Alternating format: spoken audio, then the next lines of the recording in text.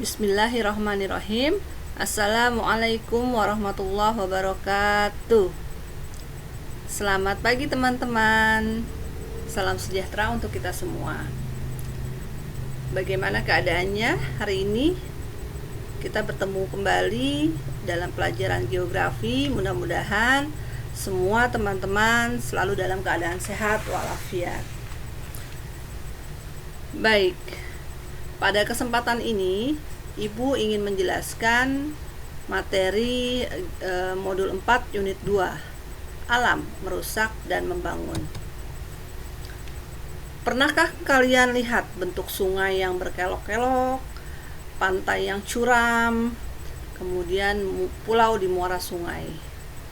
Itu disebut dengan delta. Apa yang menyebabkan terbentuknya delta? Delta disebabkan oleh bentukan alam yang dihasilkan oleh tenaga eksogen. Tenaga eksogen itu apa? Tenaga eksogen adalah tenaga yang berasal dari luar perut bumi. Tenaga eksogen merupakan tenaga yang dapat merombak dan merubah bentuk muka bumi atau bentang lahan yang telah ada. Perombakan muka bumi akibat tenaga eksogen dapat disebabkan oleh proses pelapukan, pengikisan, pengendapan, dan pergerakan batuan atau tanah.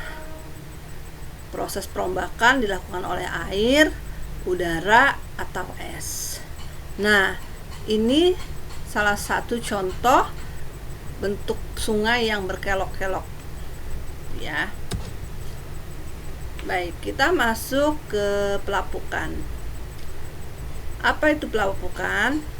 Pelapukan adalah peristiwa penghancuran massa batuan, baik secara fisika, kimiawi, ataupun secara biologis.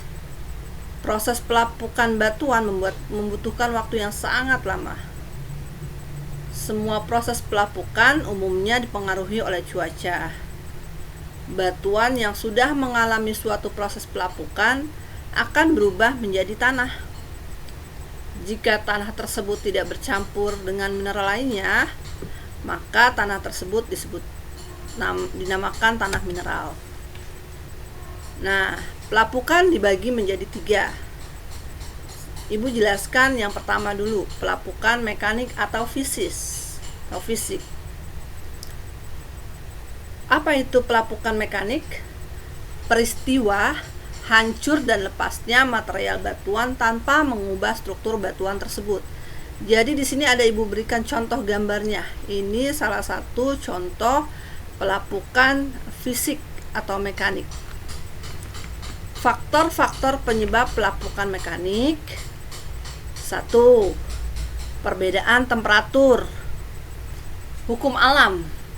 Kalau suhu atau temperatur panas menyebabkan benda atau batu di sini khususnya ya, itu memuai. Sedangkan kalau suhu itu dingin, maka batuan akan menyusut. Itu dapat menyebabkan pelapukan, perbedaan temperatur. Yang kedua, faktor penyebab pelapukan mekanik adalah pengikisan di daerah pegunungan. Nah, kalau ini biasa pegunungan itu kan berbentuknya turun ya, miring. Lahan pegunungan itu miring. Batuan yang ada di atasnya bisa terjatuh, menggelinding, dan itu saat menggelinding bisa terjadi pengikisan batuan dan menyebabkan adanya pelapukan. Yang ketiga, insolasi di daerah gurun. Seperti kita ketahui, kalau di gurun itu cuacanya sangat panas sekali, dan apabila terjadi secara tiba-tiba hujan, maka otomatis batuan tersebut juga akan terjadi pelapukan. Yang tadinya cuaca panas langsung hujan, seperti itu. Yang keempat, faktornya adalah kegiatan makhluk hidup seperti hewan, tumbuhan, atau manusia.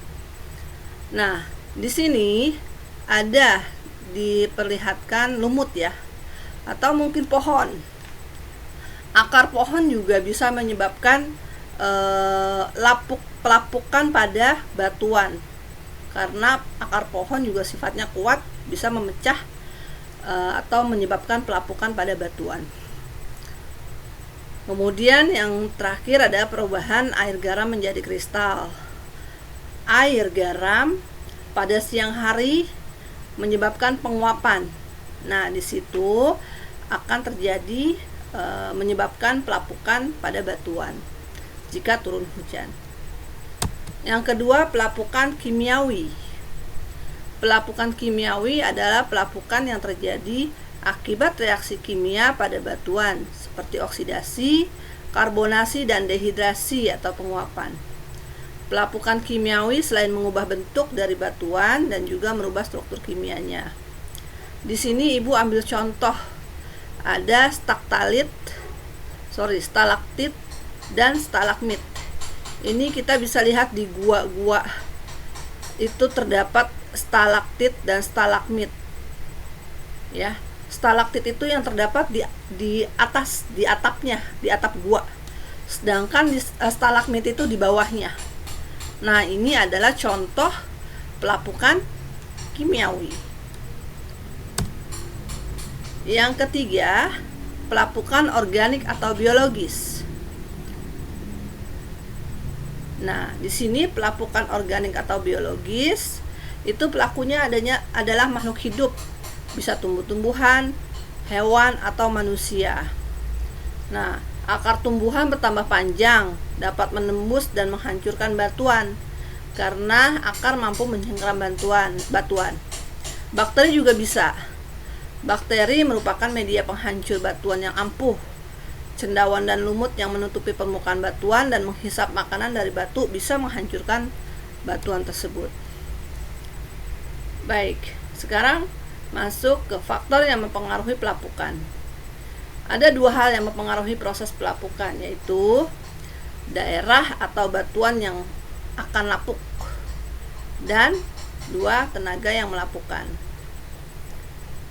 Kemudian kecepatan pelapukan ditentukan oleh beberapa hal, antara lain keadaan struktur batuan, apakah memang mudah dihancur atau memang lebih sulit hancurnya. Yang kedua adalah topografi atau kemiringan lereng, seperti yang tadi Ibu jelaskan. Kemiringan lereng itu menyebabkan batu bisa menggelinding, dan itu menyebabkan cepat atau tidaknya pelapukan yang terjadi pada batuan. Yang ketiga, keadaan vegetasi organisme lain yang ada. Dan yang keempat adalah cuaca dan iklim. Baik, itu saja materi hari ini yang bisa Ibu sampaikan perihal pelapukan. Untuk pertemuan selanjutnya nanti bisa dibahas bab yang lain. Terima kasih atas waktunya. Tetap ikuti aturan 3M, memakai masker, mencuci tangan, dan menjaga jarak. Jaga kesehatan. Assalamualaikum warahmatullahi wabarakatuh.